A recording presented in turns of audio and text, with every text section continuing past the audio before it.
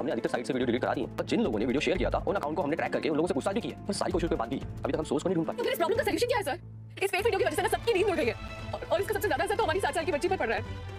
उस बेचारी को स्कूल में इश्यूज फेस करने पड़ रहे हैं, वो हमें अवॉइड कर रही है। हमें समझ नहीं आ रहा है कि हम कैसे डील करें इस सिचुएशन से। एक्टर्स को हायर करने की जरूरत नहीं पड़ेगी। करेक्ट, और इसमें हमारा ही फायदा है। हमारे तो पैसे बचते हैं। को हमारा लेटेस्ट वायरल वीडियो दिखा दो, masterpiece. I love you more.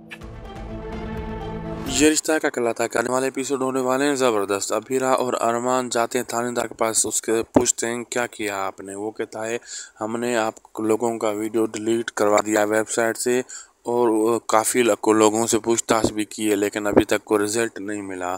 तो अभीरा कहती है तो फिर इसका सोल्यूशन क्या है? हमारी बच्ची की पढ़ाई ख़राब हो रही है, ज़िंदगी हमारी बर्बाद हो रही है। अरमान कहता है मुझे अभीरा की सिक्योरिटी की टेंशन है यहाँ पे।